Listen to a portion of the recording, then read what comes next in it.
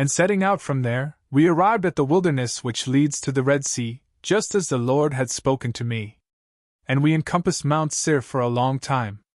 And the Lord said to me, You have encompassed this mountain for long enough. Go forth toward the north, and instruct the people, saying, You shall cross through the borders of your brothers, the sons of Esau, who live at Seir, and they will fear you. Therefore, take care diligently, lest you be moved against them.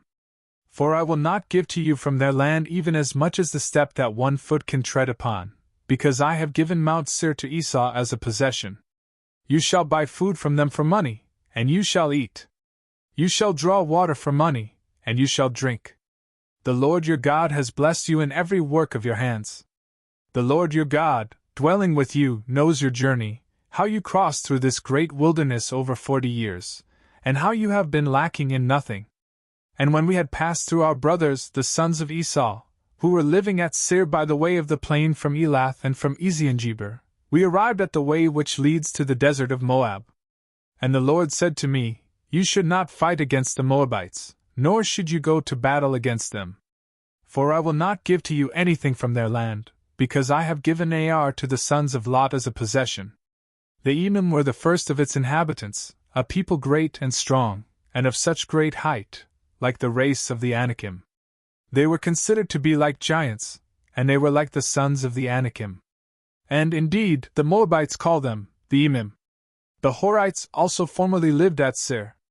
When these had been driven out and destroyed, the sons of Esau lived there, just as Israel did in the land of his possession, which the Lord gave to him. Then, rising up so as to cross over the torrent Zerd, we arrived at the place. Then, from the time that we advanced from Kadesh Barnea until we crossed over the torrent Zerd, there were 38 years, until the entire generation of the men who were fit for war had been consumed out of the camp, just as the Lord had sworn. For his hand was against them, so that they would pass away from the midst of the camp. Then, after all the fighting men had fallen, the Lord spoke to me, saying, Today you shall cross the borders of Moab, at the city named Ar. And when you have arrived in the vicinity of the sons of Ammon, be careful that you do not fight against them, nor should you be moved to battle.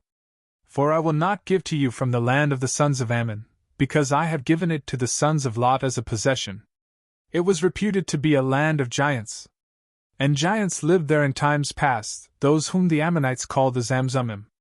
They are a people, great and numerous, and of lofty stature, like the Anakim, whom the Lord wiped away before their face. And he caused them to live there in place of them.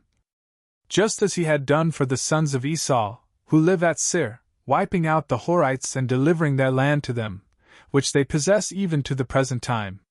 Likewise the Hivites, who were living in small villages as far as Gaza, were expelled by the Cappadocians, who went forth from Cappadocia, and they wiped them out and lived in their place. Rise up and cross the torrent Arnon. Behold, I have delivered Sihon, the king of Heshbon, the Amorite, into your hand, and so begin to possess his land and to engage in battle against him.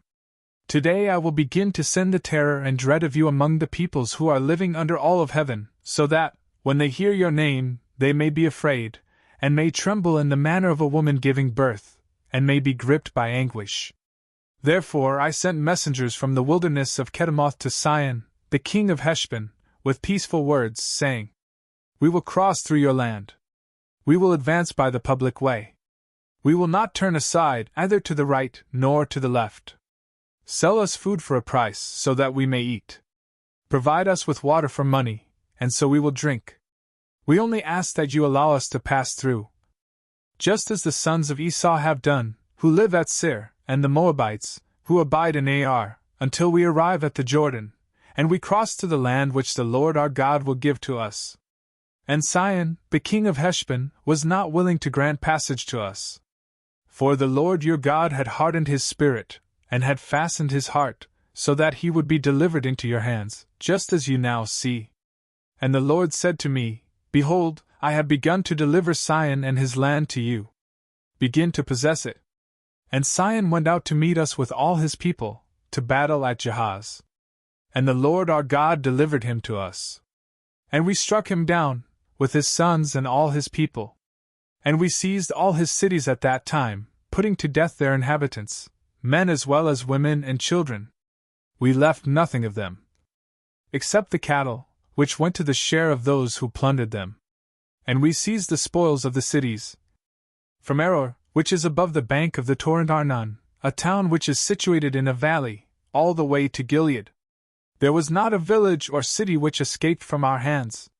The Lord our God delivered everything to us, except the land of the sons of Ammon, which we did not approach, and all that is adjacent to the torrent Jabbok, and the cities in the mountains, and all the places which the Lord our God prohibited to us.